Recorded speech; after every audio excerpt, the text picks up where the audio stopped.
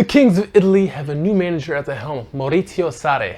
What does that mean for him and where did he come from? Stay tuned.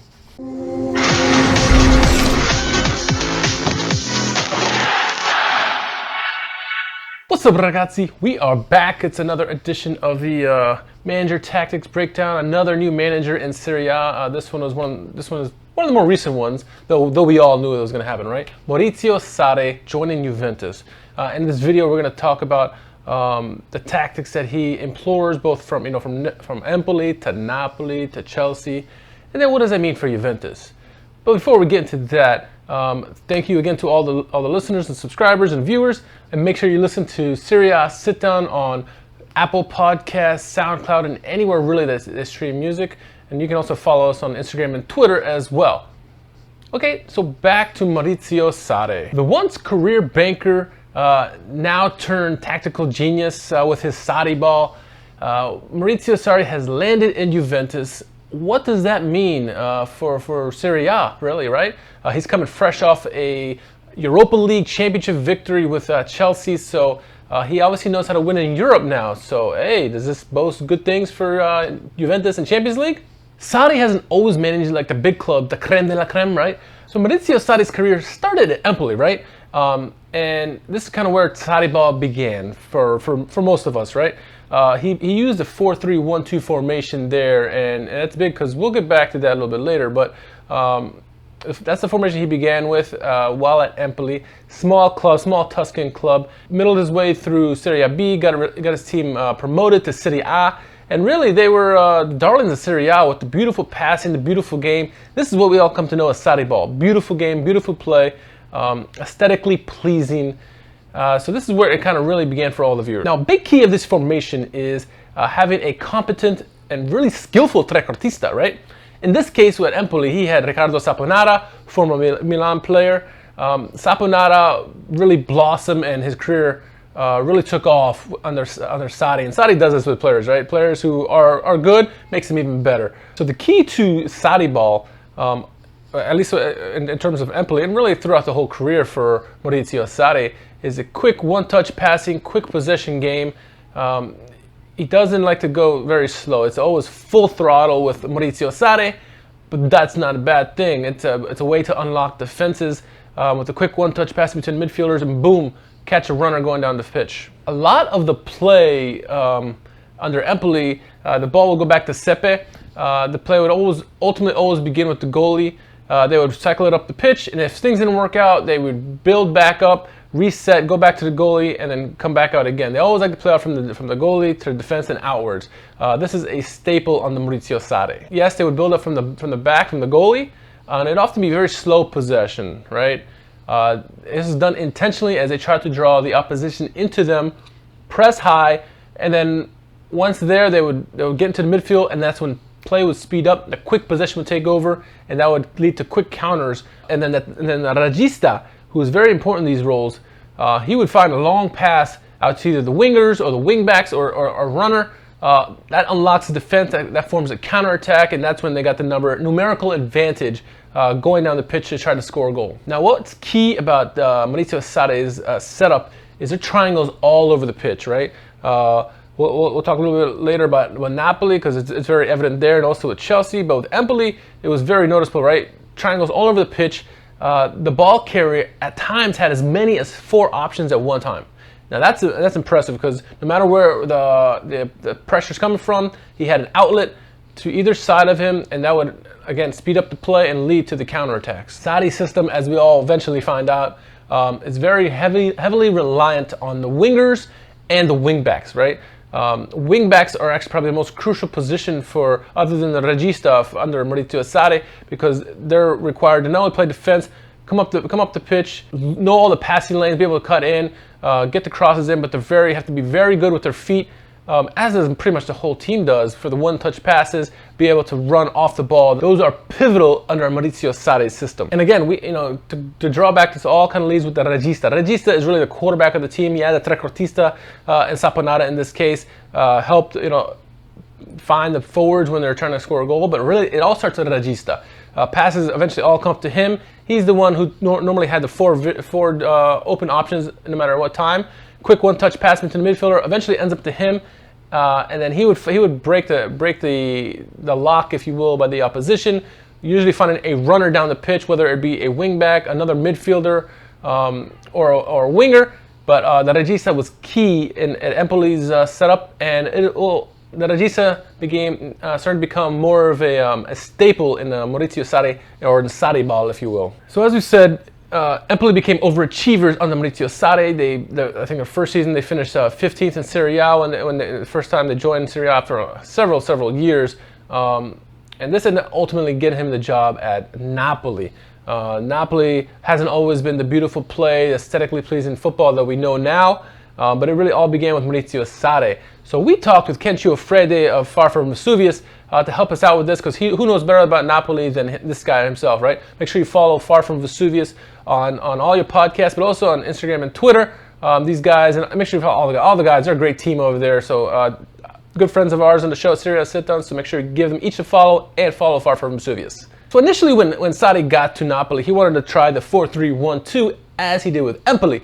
But with the personnel that was there, he quickly found out that wasn't the best situation for his team. So he quickly adapted to a 4-3-3, which is kind of a variation of this 4-3-1-2, where you had the striker up top with the two wingers. It's what we now know as a Sarriball. With players like Lorenzo Insigne and Callejon on the wings, why not put them out there with a striker, right? So they became very pivotal in this, and this is when his formation really adapted to this 4-3-3 that we now see all the time. So this 4-3-3 formation at Napoli, it promoted fluidity and tight triangles all over the pitch. And as Ken Cioffredi from Far From Vesuvius told us, and he mentions in an article that we're going to link to here, it was very not too dissimilar from another Premier League manager that we all know, a world manager, really world-class manager, Pep Guardiola and his systems. If you watch a lot of Pep Guardiola, he does something very similar to in his play. And so Maurizio Sarri saw this. Someone who never, this guy, Pep Guardiola grew up in football, right? He grew up playing it, eventually coaching it, and worked his way up. Sarri was really a banker, so he didn't really have that background that Guardiola does, but he had the tactical mind to figure this out and realize quick possession is the key to unlocking any kind of defense in any situation, really. So while at Napoli, this one-touch passing, it created fluidity, and the big thing that became Sarriball is he allowed his players to be creative. Creativity with the passes, the one-touch passes, unlocked the defenses. They moved at the pace of the way they were passing was so fast. There's nothing the opposition could do, because with the options available, the triangles all over the pitch, the regista, or in this case would be Jorginho under Maurizio Sarri at Napoli, his vision was so beautiful. He could just find anybody anytime. He could unlock passes down the pitch to the wingers, the midfielders, whoever the third runner would be, to create a numerical advantage down the pitch where they would ultimately score goals in bunches that Napoli did. Napoli became one of the most beautiful playing teams in all of Europe and all of the world, really. They still are to this day, all thanks to Maurizio Sarri and his Sarriball. So how does Napoli defend when the opposition has the ball, right? We know how they play when they have the ball. Well, when they don't have the ball, how do they get it back? They press high, right? They try to force turnovers immediately just to get the ball back. Possession teams like Barcelona, Ajax, City, also Napoli and Chelsea now, they want the ball at all times. Possession is key for them, but when they don't have it, they need to press to try to get it back. And what they did was they pressed high, forcing turnovers, eventually get the ball back around the midfield, and then they would continue on back to their plan A of quick possession passing and trying to get behind the defense to try to score goals. Jorginho, though, also wasn't the only pivotal one on the team. There's several players on this Napoli team where they were pivotal, but it also starts at the goaltender, right? So it's either Reina, Meret, Ospina, whoever was in goal. They had to be good with their feet. This is where the whole play would initiate, as we said earlier, like we did with Empoli. Now, the one drawback for Maurizio Sarri's system at Napoli was his lack of rotation, as Ken Cioffredi told us. And you could see, I mean, during the season, they probably used maybe, I would guess, 13 players, mostly, maybe 14 players throughout the season. Playing your best players, your top lineup all the time is going to drain on the team. They're going to get tired. You have a bench, and if you're not using it, those guys can only go so much. There's so much in the tank, right? And so that was a heavy criticism. That's probably why a good reason why they would never be able to beat Juventus when he was at when Sarri was at Napoli. It's because this lack of rotation. And many wondered when he left Napoli and joined Chelsea, would this be the demise of Chelsea as well because this lack of rotation? We found out that he kind of learned from his ways, right? He kind of started using the bench a lot more. I mean, Chelsea had Chelsea spent a lot of big money, and they had a lot of good players on the bench as well. So it made sense to use that bench. But they also had very talented players in the starting lineup, like Willian and Hazard and stuff like that. So Maurizio Sarri used the 4-3-3 there. Also, at times, used the 4-3-1-2, reverting back to his Empoli days. But the wing backs that were at Chelsea already, they're very good wing backs, and this is what Maurizio Sarri demands on his teams. They have to have good wing backs. That's kind of why he brought his wing backs from Empoli to Napoli, and then luckily for him, he already had some good wing backs at Chelsea while there. The one thing he was missing at Chelsea that he noticed was a proper regista to set up his team and his strategy. So he brought over Jorginho from Napoli. This ended up being a very good move for Maurizio Sarri. While Chelsea didn't see the dominance in the league that they were hoping, that all the fans were hoping for, you did have that dominance in Europa League, where eventually, like I said earlier, they would be crowned champions, and Maurizio Sarri would get his first taste of European victory while at Chelsea. So a lot of what you saw at Chelsea were quick possession goals.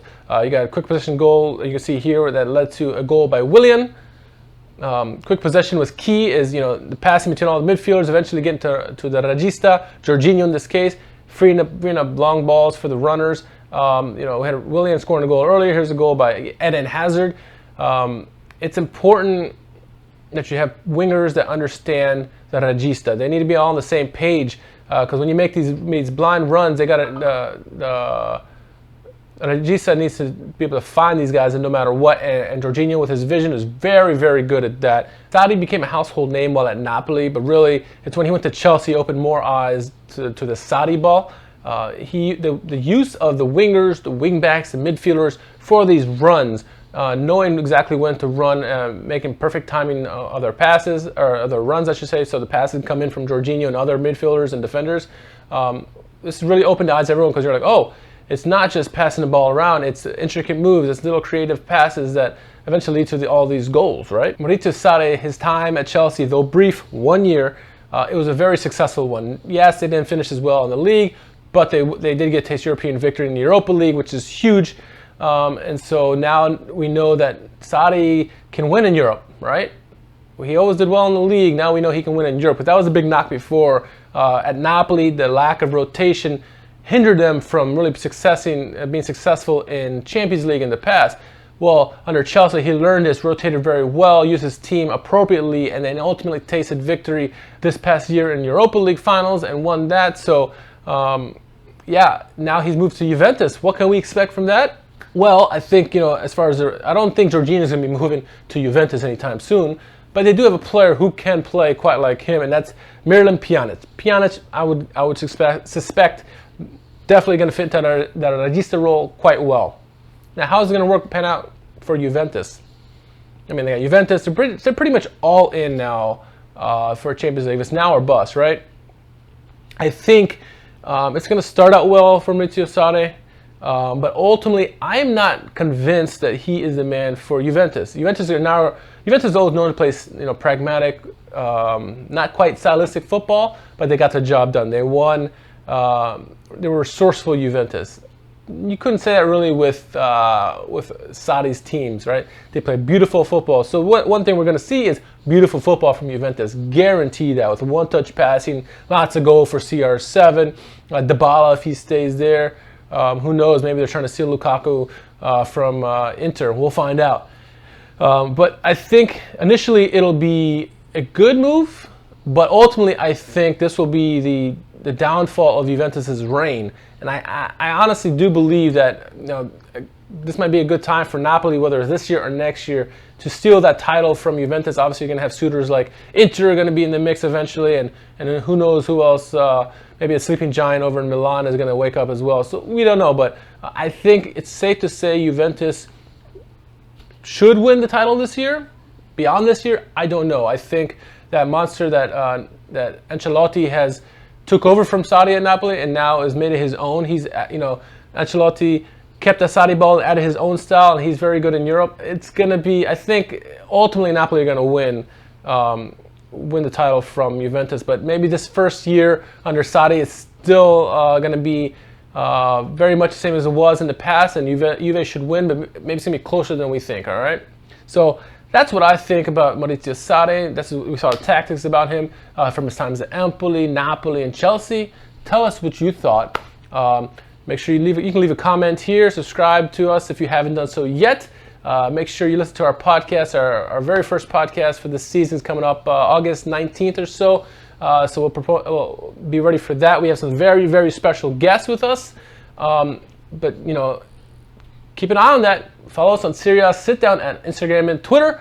We have our own YouTube page as where you're following right now. Make sure you subscribe. Stay tuned. We still have a couple more. We still have some new faces in Serie A manager-wise that we're going to get to. So this is number 2. It's Maurizio Sarri and Juventus.